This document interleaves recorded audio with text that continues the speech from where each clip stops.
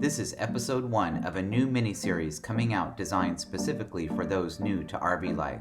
But if you are a seasoned RV'er, you'll want to tune in as well because I'll be sharing some useful tips and tricks which I've discovered along the way. You might just learn something new, so be sure to tune in to each episode.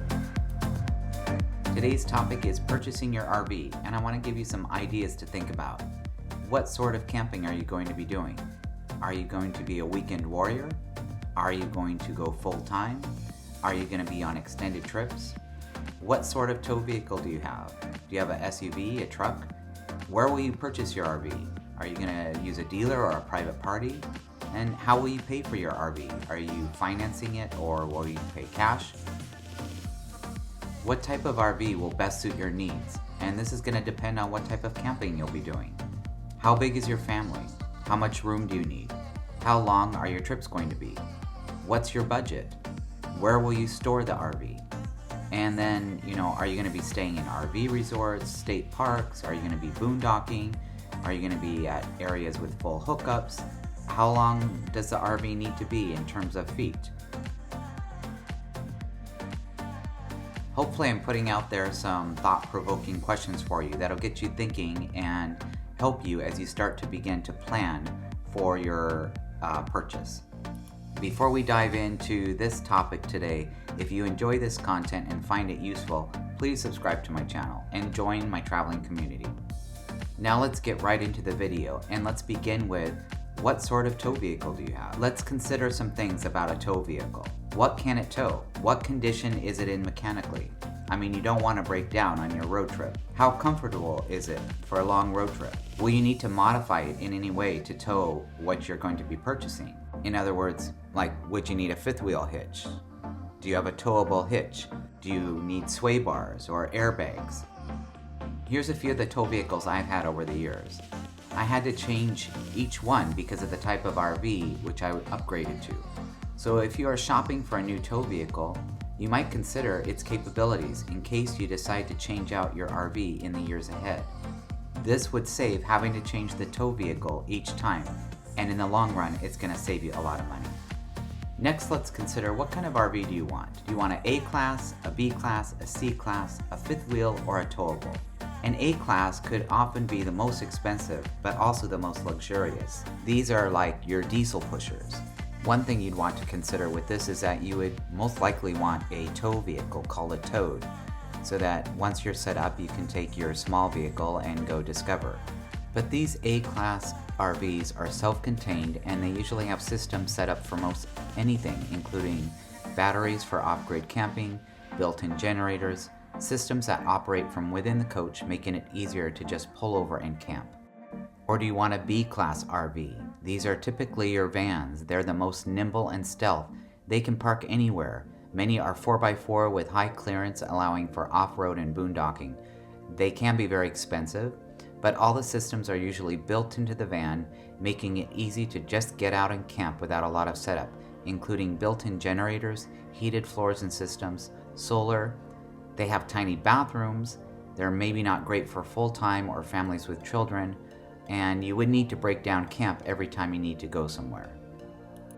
Or maybe you'll consider a C-class. These are cab-over RVs. They come in various sizes, and the nice thing is, for sleeping extra people, they have a sleeping area that's over the cab. They are typically cheaper than a Class A or a Class B RV, but you're also going to need a tow vehicle, in my opinion. The same sorts of amenities apply to the C class as the A and B class. Or maybe you are going to consider a fifth wheel. These are best, in my opinion, for full-time living. They're very spacious. You can get extra length because of the living space over the bed of the truck, but typically you're going to need a 1-ton or a dually truck to pull these, and you're also going to need space to store or park it. They tow better with less sway, but they are much bigger and do require advanced route and parking planning due to the size.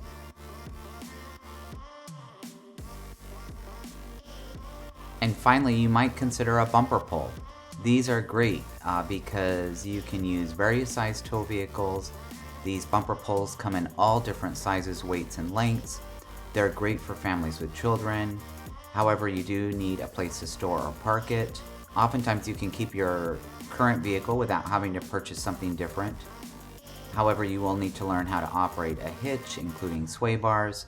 They can be a more extensive process to set up camp because of things like manual leveling jacks, and they can cause more sway when you are towing.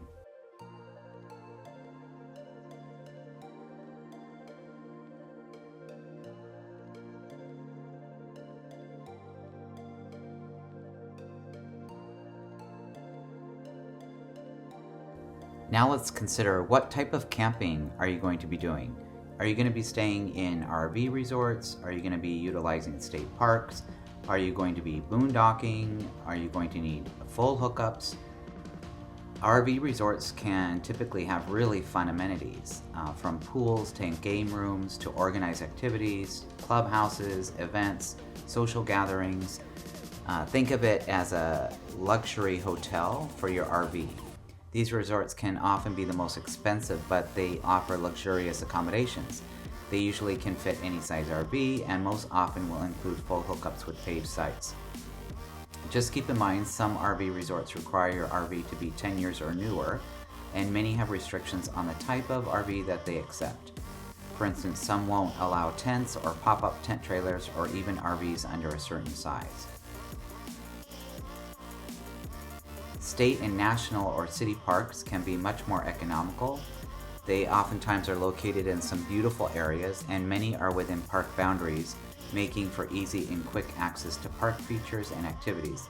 A lot of these campgrounds were built many years ago when RVs were much smaller, so you'll likely discover that any RV over 37 feet may be restricted.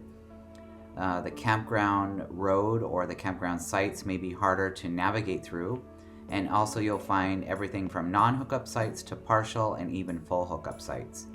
If you do plan to do a lot of camping in these campgrounds, then for sure you'll want to consider the overall length of the RV you're purchasing. These campgrounds can often be difficult to secure reservations for and may require planning like 6 months or more in advance. And then finally, boondocking, which is basically using our country's BLM land, which is free land, to find areas to camp at. This is an excellent opportunity to save money. You really get away from the crowds and you can take full advantage of some beautiful places. I think boondocking is like the true essence of camping. There are many places on the west. There's more on the west than on the east coast. And keep in mind that you'll have to be set up for off-grid camping, meaning you'll need to be fully self-contained with your own water, electric, solar, heat. But camping this way can really get you outdoors and far removed from crowds. And again, I think this is really the definition of true camping. And finally, as I close out this topic and this first episode, there's just a few other things I want you to consider. Are you going to be full-time? And if you're going full-time, do you have the appropriate insurance company which will cover full-time RVs? Are you going to be going on extended trips? Will you be staying in one place or moving around? Will you want an RV that is easy and quick to set up and break down? Purchasing an RV is a huge decision, and it may take you several different rigs before you really discover what you need and what works best for the style of travel which you'll be doing. One tidbit or tip I have for you is try renting an RV first. This is a great way to determine what you like and what you don't like about various types of RVs, and this might go a long way in helping you decide on which RV you want to purchase. Thanks for being here. Happy RV hunting, and I'll see you in the next episode.